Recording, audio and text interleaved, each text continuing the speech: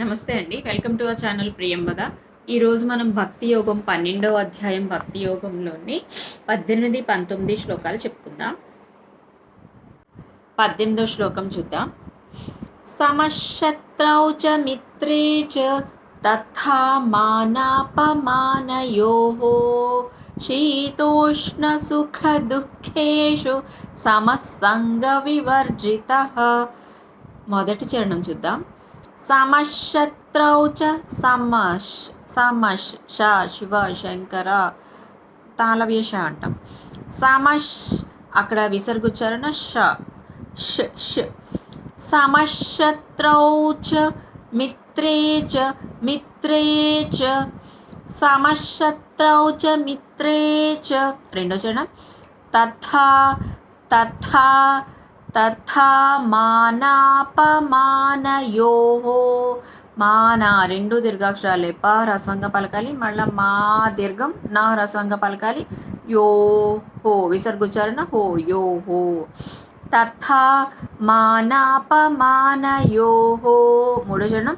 శీతోష్ణ సుఖ దుఃఖేషు. శీతోష్ణ అనా పలకాలి. ష మూర్ధన్య ష అంటే నాలుకని పైన అంగటికి తగిలించి మెత్తడి భాగాన్ని తగిలించి పలకాలి. అప్పుడు ష పలుకుతాం. శీతోష్ణ సుఖ క మహాప్రాణాక్షరం స్ట్రెస్సించి పలకాలి. దుహు అక్కడ విసర్గుచ్చారణ హా కింద రావాలన్నమాట. గాలి వదులుతూ హా పలుకుతాం. దుఃఖే మహాప్రాణాక్షరం ఖ ఏత్వం పొల్లు కే షు. శీతోష్ణ సుఖ దుఃఖేషు. నాలుగో చరణ. సమస్సంగ వివర్జితః. సమస్ అక్కడ విసర్గుచ్చారణ స దంతవ్య స. మనం స అని పలికేటప్పుడు దంతాలతో పలుకుతాం చూడండి ఒకసారి. సమస్సంగ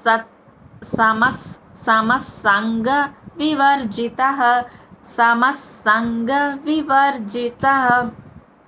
సంగ అంగ గంగ మంగ ఎలా ప్రొనౌన్స్ చేస్తాం అట్లాగా. సంగ వివర్జితః. పూర్తి శ్లోకం. సమశత్రౌ చ మిత్రే చ తథా మానాపమానయోః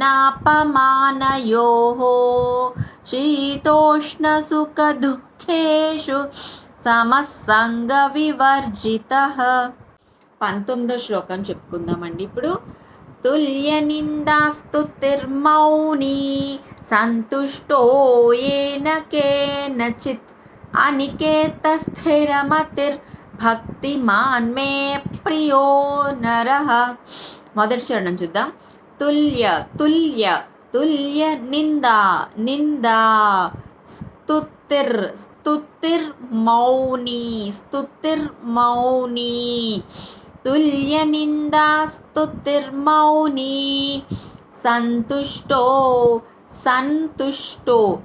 సంతుష్టో ఏన యాకి ఏత్వం పొలు ఏన కే మళ్ళీ ఏత్వం పొలు నచిత్ త అని పలకాలన్నమాట. ఏన కే నచిత్. మూడో చరణం. అనికేతస్ ఆ నీ రెండు రస్వాక్షరాలు క ఏత్వం పొలు త విసర్గుచ్చరణ స ఒళ్ళు స కింద పలుకుతాం.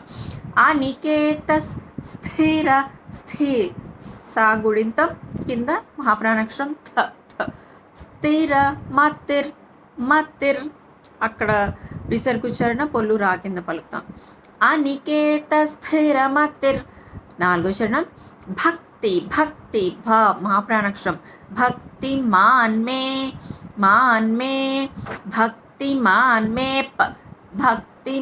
మే ప్రియో నరః ప్రియో నరః రా తర్వాత విసర్గుచ్చరణ హా కింద పలుకుతాం.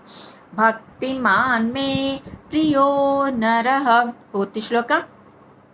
తుల్య నిందాస్తుతిర్మౌనీ సంతుష్టో ఏన కేనచిత్ అనికేత స్థిరమతిర్ భక్తిమాన్ మే ప్రియో నరః.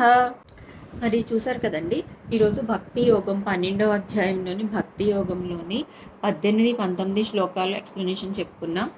ఇంకా 20వ శ్లోకం అండ్ పుష్పిక ఇంకా ఈ చాప్టర్ అయిపోయిందండి. 20 శ్లోకాలే. రోజుకు మనం 2 శ్లోకాలు చెప్పుకున్నా సరే పిల్లలకి మంచిగా పట్టుకుంటారు. ప్రతి అక్షరం పలకటం, మంచిగా ప్రొనౌన్సియేషన్ పలకటం వస్తుంది. అండ్ ఈ శ్లోకాస్ కూడా చాలా తొందరగా నేర్చుకోవడం జరుగుతుంది పిల్లలు రోజు ప్రాక్టీస్ చేపిస్తూ ఉంటే. సరే అండి, మళ్ళీ రేపు నెక్స్ట్ శ్లోకంతో మళ్ళీ కలుద్దాం. నమస్తే.